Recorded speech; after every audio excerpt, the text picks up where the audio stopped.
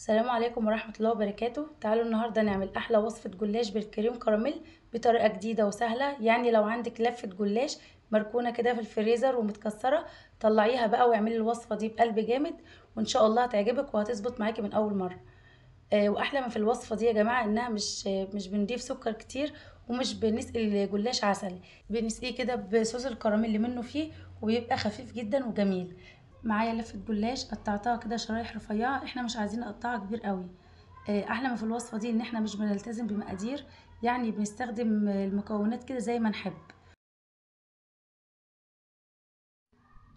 وهضيفه في صينية او بايركس على حسب ما تستخدمي. وهفكك كده الجلاش من بعضه. هقطعه قطع صغيرة، يعني هقصر الطول شوية. تمام.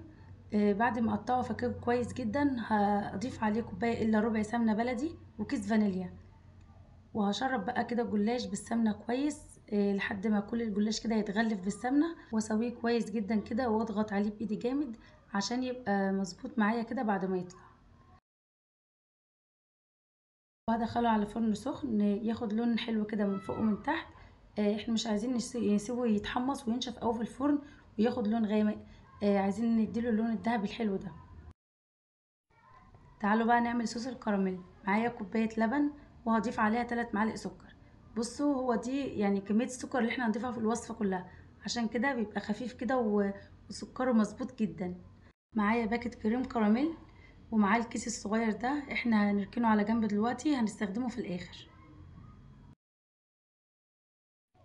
في الوصفة دي ممكن نستخدم الكاستر مكان الكريم كراميل.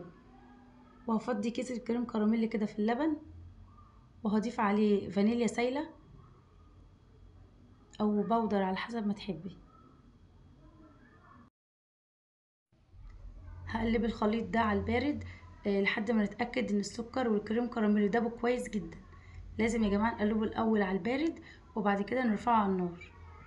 هرفعه على نار وسط مع التقليب المستمر لحد ما القوام كده يتقل ويبقى كريمي. بصوا هنا القوام تقل شوية.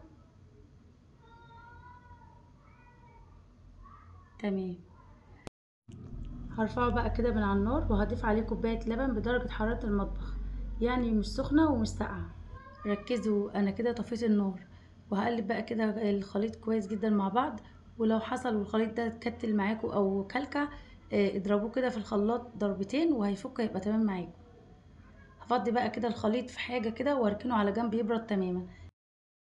احنا عايزين الصوص ده يبرد خالص، ولما يبرد كده قوامه بيتقل شوية، عقبال ما صينية الجلاش تطلع من الفرن. كده الصينية طلعت معايا تمام، وهي سخنة كده بقى على طول هسقيها بصوص الكراميل البارد. يعني الصينية سخنة مولعة والصوص الكراميل بارد. هوزع الصوص ده كده كويس على وش الجلاش عشان الجلاش هيشرب منه.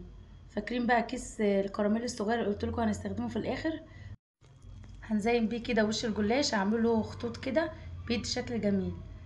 وبعد كده نسيب الجلاش يبرد تماما، لازم نسيبه يبرد كويس جدا قبل ما نقطعه. بصوا بقى الجلاش مقرمش وفي نفس الوقت دايب وشارب كده من صوص الكراميل. طعمه بجد روعة. احلى ب100 مرة ان احنا نسقيه بعسل، بيبقى خفيف كده وتاكلي منه كذا قطعة وما تتعبيش. لو عجبكم بقى الجلاش القمر ده، ما تنسوش لايك للفيديو ومتابعة، والسلام عليكم.